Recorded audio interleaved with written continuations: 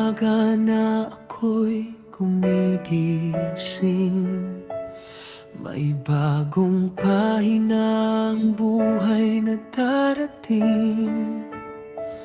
Minsan ako'y nalilito sa takbo ng panahon, hinahanap ang sagot sa gitna ng hamon.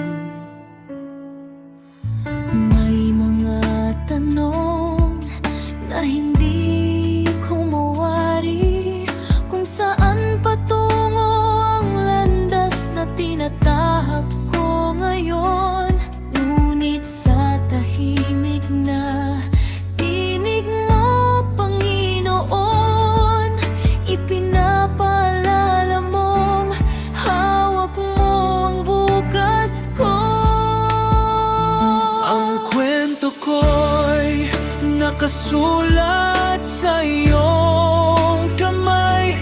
Bawat luha, bawat sakit may dahilan at saysay. Hindi kailangang matakot sa bukas na darating, dahil ikaw ang may hawak ng aking paglalakbay. Kung saan man ako dalhin ng buhay, susunod ako sa iyong gabay.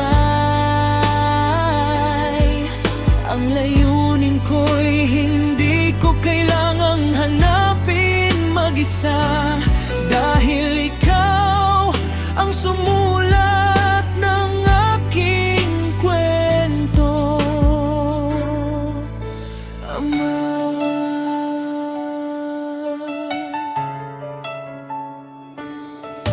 May mga panahong tila ako'y nawawala, at ang pangarap ko'y parang lumalayo pa. Ngunit ang kamay mo ay hindi kailanman bumibitaw, kahit hindi ko makita ang plano mo ngayon. Bago pa man ako humagbang sa mundong ito, alam mo na ang bawat araw ng buhay ko, ang bawat pagsubok at tagumpay na darating ay bahagi ng kwentong iyong binubuo sa akin. Ang kwento ko'y nakasulat sa iyong kamay. Bawat luha, bawat sakit may dahilan at saysay. Hindi kailangang magtakot sa bukas na darating, dahil ikaw ang may hawak ng aking paglalakbay. Hindi aksidente ang buhay na ipinagkaloob mo, hindi walang kabuluhan ang bawat hakbang ko. Kahit mabagal ang aking paglakad sa iyong panahon, ang lahat ay magiging malinaw.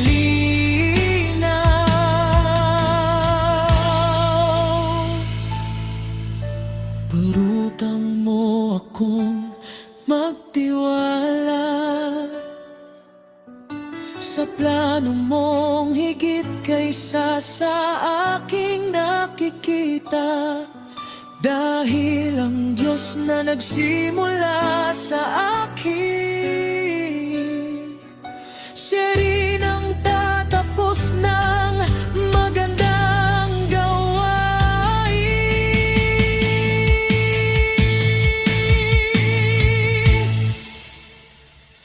Ang kwento ko'y nakasulat sa iyong kamay, kaya ang puso ko'y matututong magpahinga.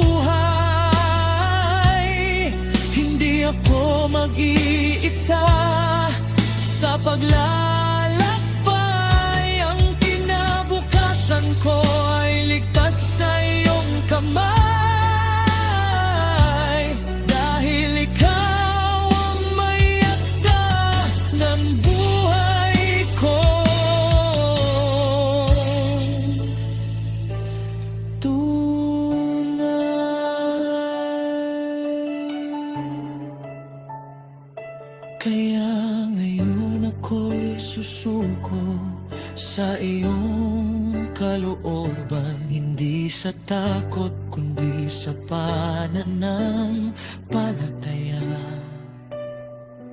Ang buhay ko ay iyong isinulat, Panginoon.